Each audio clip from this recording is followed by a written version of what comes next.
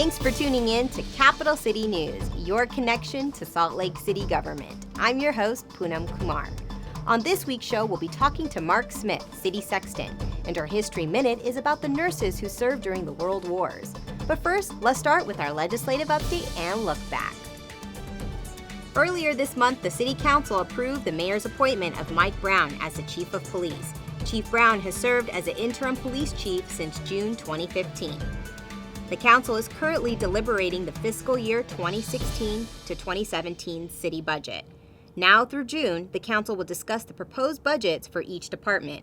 The council invites you to weigh in at a budget public hearing on May 24th or June 7th. Salt Lake City announced a new initiative to increase the use of clean solar power, which will nearly double the amount of sustainable energy powering government operations by the end of 2016. Mayor Biskupski has set a 2020 goal to have 50% of municipal operations powered by renewable energy and 100% by 2032. Students from the Latinos in Action program at Glendale Middle School biked to the 9-line pump track to offer their ideas for a future public art installation. The event is part of Our SLC Claim It, a city-managed, community-driven art project funded by a grant from the National Endowment for the Arts. The project will result in public art installations in 3 city westside locations and is expected to be completed by the end of the year.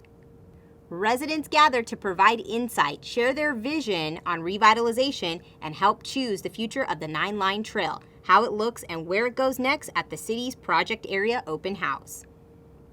The Salt Lake City Fire Department hosted their annual Spring Safety Fair.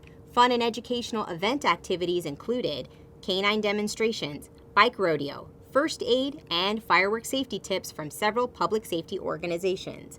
To learn more about ways to keep you and your family safe this year, visit slcfire.com. Thousands gathered to celebrate the city's rich, diverse culture, ethnic, and folk arts at the 30th Annual Living Traditions Festival, hosted by the Salt Lake City Arts Council. The 3-day multicultural event featured traditional music, dance, cuisine, and more. Many people may not realize what it takes to maintain and run a municipal city cemetery. In fact, Salt Lake City is one of the largest cemeteries here in the United States. Mark Smith, City Sexton, is here to tell us more. My job with the city is taking care of the cemetery. So anything that happens within the cemetery, that falls under my realm of duties. Over the years, I tell people, Hollywood's kind of given cemeteries a bad connotation. You know, if you look at the Hollywood description of a cemetery, it's gloomy, dark, you know, you come in and you get scared, and that's not what cemeteries are. Cemeteries were the first parks, you know.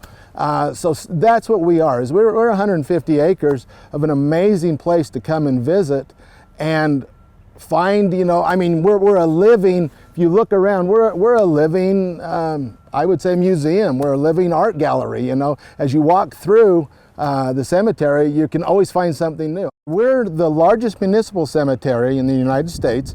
We've got 130 acres of burial space with 9.5 miles of roads. So we're about a 150-acre parcel that me and my crew take care of.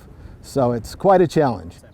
Well, right now we're in the process of working through a master planning process that we're going to be holding various open houses and that to try to decide, you know, and get I would say, a plan for the cemetery. You know, my take on it is cemeteries are for the living. So, and that's what this is. This is an amazing place where, you know, it is for the living. And so even though we have 124,000 buried here, it's for, you know, those to come and use the green space for various activities. We have a lot of people that come up to walk and ride their bikes, and we have people that come up to read, and we have art classes that come and you know, park on the side of the road and they'll paint, you know, and it's such an amazing place and a beautiful place that, you know, if you can, you know, we have people that come to eat their lunch, you know, and we have people that come to visit their loved ones, to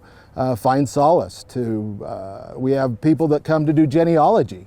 You know, we've got an amazing, you know, they come to Salt Lake to go to the genealogy library, and then they come up here to find ancestors or find prominent people that helped mold the city that are buried here.